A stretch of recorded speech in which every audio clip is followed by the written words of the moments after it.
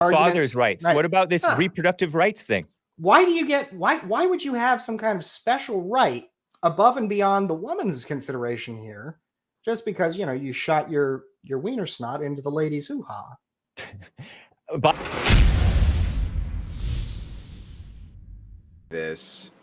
When we get into this fundamental issue of individual rights, when we bring it back around every single time, Hake, it really seems to come down to you for women, right? Like, it almost seems like you kind of don't want women to have the same kind of egalitarian rights as kind of everybody else.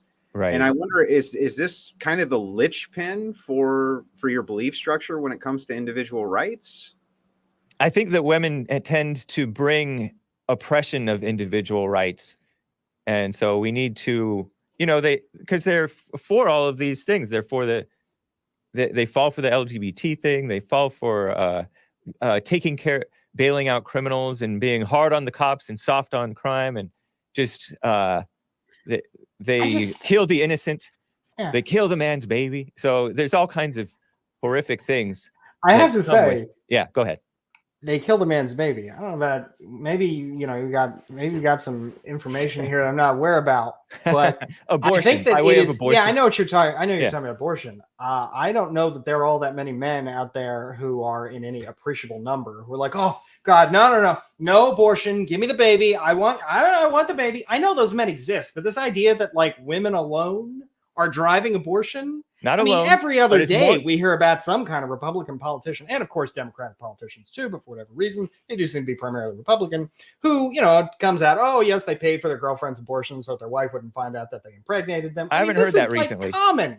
There's a fellow politician in North Carolina that came out a couple days. I mean, this is like common stuff. Like the idea that like abortion is something that is driven by women's desires. I mean, no. Women do have a unique desire on that issue, for example, because they do have to engage in the physical labor of bearing the child, which naturally is an interest that, you know, again, as a man, I'll never have to deal with that kind of issue. I can understand that would be a pretty difficult thing to deal with. I wouldn't want to have to worry about that. And so I do appreciate the argument that, hey, you know, they ought to be able to make that choice for themselves.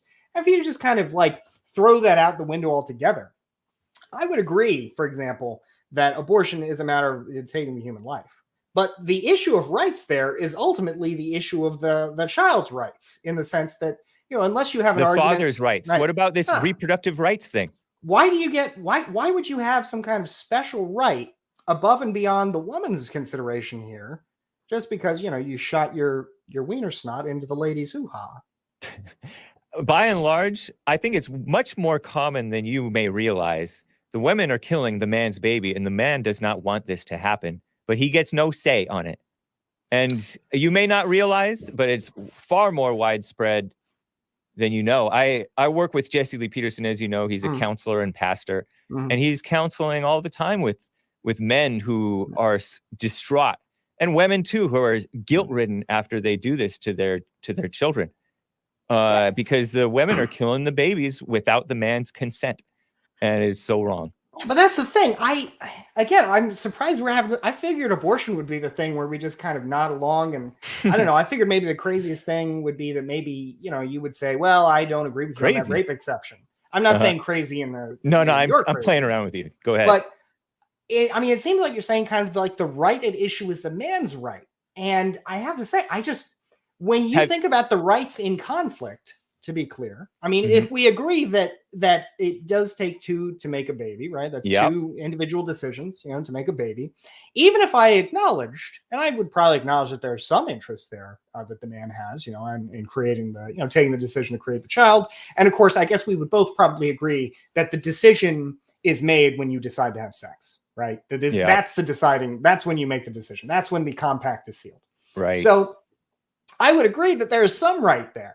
But given the very different nature of what the rest of the process is, right, for the man versus because the woman has to suffer the pregnancy. The woman has to take on all the physical risk. The man has none of the physical risk. It seems like if you're making a rights distinction, you know, an individual rights distinction based on just man and woman, like something beyond the child, I have no idea how you could not conclude that the woman's right to not undergo a process that could very well statistically, and indeed throughout most of history often did, lead to her death, would not be more important than the man's right to say, well, I want to have that child.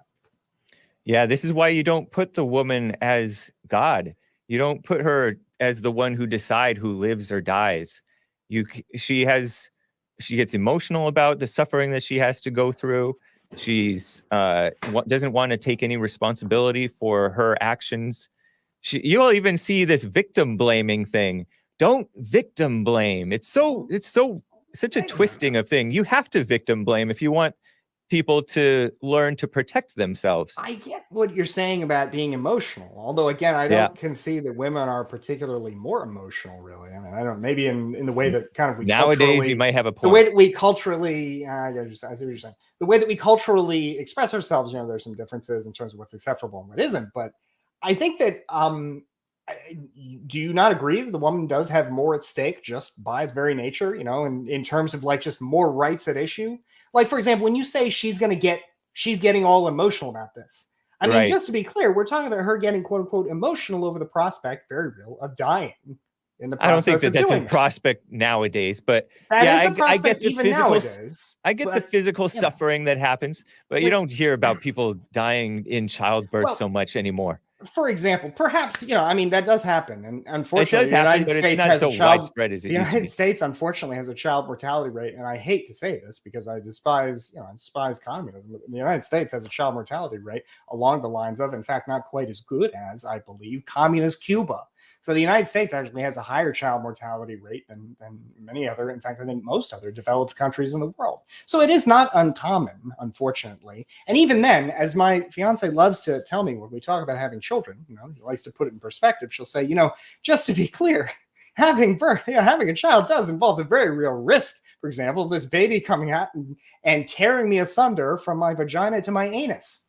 That's a very real, it's a very real risk. So even if we write death off, we're talking about some serious physical risk. This kind of stuff happens. Cesarean sections, all that kind of stuff, serious bodily harm. And it sounds like you're basically saying, well, none of that really matters. You should have no right to discuss any of that. Why should the woman? Do you think the woman should have any right to consent to sex in the first place? Of course. I think. Why should she not have a right then to consent to birth? In all honesty, because that's the sex basically leads to the birth. Duh. I mean, women. This is why women kind of hate nature and nature's God. They hate the fact that they're women, the feminist type of women that you're talking about, who want this quote unquote choice to kill the child rather than go through with what the bed that they've laid, the bed that they've made for themselves. Lay in the bed that they've made for themselves. People have to. This is why it's the man's role to protect the woman. You can listen to her concerns and take steps to work with the doctor and make sure that the doctor is going to do something right. But you're like simping or something. I don't know. I don't know how you could call this simping. This is a basic rights analysis to say that, okay, we acknowledge it's not right. Two people. No, this is very clear rights analysis here. No, you're saying that there are rights at issue other than the child. It's right? bodily, the man it's bodily has risk. Bodily risk doesn't make you have rights. Right. And no, you certainly have to have a right to your own physical security. You agree with that. That you have a right not to be aggressed upon, for example. If I came to you or you came to me and one of us, clubbed the other with a bat, we would both agree that is a basic infringement of our rights, right? Yes. Yeah. So, I mean, unless we've given given one other cause, aggressed first or something. Right. I mean, it's the same thing. I mean, the question of bodily harm is the same thing then when it comes to birth. I mean, there's a basic consideration. You don't have to get emotional to want to avoid things that cause your death or could cause your death. And what's really strange to me is it seems like you're not really willing to give any room to any kind of gray area here.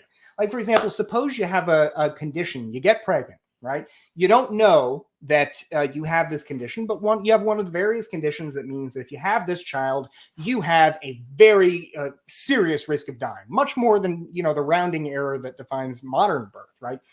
Very serious risk of dying, or suffering serious debilitating harm. Now, I might say, look, a child is a child is a child, and that's the end of it. But you went farther and said, no, we're talking about the rights of the man here. All right. Now, if you agree, I mean, do you think that a woman who has a new fact introduced, a debilitating risk, a real serious possible risk of death should have any say in her her pregnancy? You know, Like above and beyond baseline. Yeah, like above and beyond baseline. Yeah, I mean, basically the only exception that I would give in terms of abortion, because I don't think that the rape thing, although I understand your argument, is a valid exception, because that doesn't mean that the baby should be killed, and that's just adding upon the misery, in my opinion, upon the woman and the guilt. Nor with incest, but the life of the mother, okay. But without a doubt, it is the man's baby. And I'm talking about these selfish decisions, because by and large, most abortions, we all know, are not these extreme situations. It's for the woman's convenience. She has this ego, and like you said, she wants her career or whatever she thinks that she wants. And so she's, you heard the Fleetwood Mac. I love Fleetwood Mac, and I like the songs, but she's like, oh, I wouldn't have had my career, one of these Fleetwood Mac singers, had it not been for me killing my baby in the womb, or something like that. So I'm talking about these selfish decisions, and the man gets no say, and it's a bigger problem than you realize, because we have this woman-centered kiss-up society that I'm a little surprised at you. They talk about reproductive rights. There's no reproductive rights for the man. Well, that's the thing, though. I mean, I get the idea that there is a claim for rights. Thank you. But I've been saying that the whole time. Right. The claim for rights for the man, though, is just innately outweighed by all the considerations of the claim for rights for the woman. That they all outweigh if we're talking about man versus woman. Now, if you're talking about the life of the mother, wait. Once we introduce child, I agree that the child is ultimately the person that has the greatest potential risk here. Because for them, basically, it's 1 or 0, right? Abortion is for them a 0, right? So I get that, but that was not your claim. Your claim was that this is a man's right, and the man's right for the man's baby is being trod upon. And I don't know how you could have that position. I can see a position where you argue against abortion based on the life of the child. I don't see how you can make that argument based on the right of the man, because the right of the man comes up against the right of the woman. And when it comes to the risks at issue and the rights at issue, the man basically has the ability to always, of course, try again. The woman has the risk here, and the man's risk is that this particular child that he has never known or will have knows nothing about because it is still in the womb will not come to fruition, right? I get that. But you're saying that is equal to the serious risk of debilitating, like death, bodily harm, even in situations like rape, where she has made no choice. And to say that even in rape, you don't acknowledge a right there, I mean, seems to me to be tantamount to saying, well, if somebody just comes up and clubs you on the street, that's just kind of just the way it goes. I mean, that's what rape is. I mean, it's a physical attack. And you're saying you just have to suffer through and then deal with further harm or further risk of harm through a birth that you did not consent to in the first place. So I have to say, it seems to me that you don't really have a position here of any consistency on rights. It seems to me, and I'm not saying this to be flippant or aggressive, but the way that Andrew described it seems like you've just got something against women, either for religious reasons or for some other reason. I think that you have a very low opinion of men, that you think that the man would choose to just kill the woman for the baby. But because if a woman's life was actually at risk in any given pregnancy, decide abortion?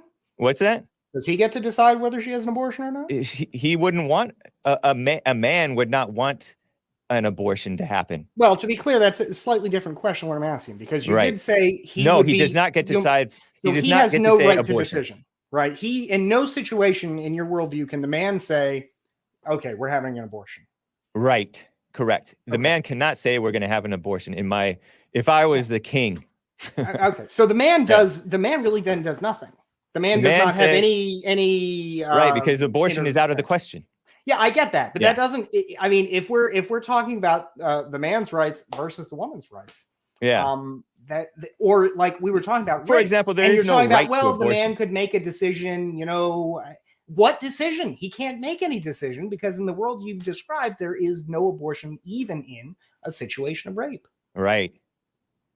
Yeah, I mean that doesn't. It doesn't. Yeah, and the rapist obviously wouldn't make the decision because she can't have an abortion. She's just gonna, like I said, add to her misery by killing the baby. We're We're kind of moving around in circles now. Yeah.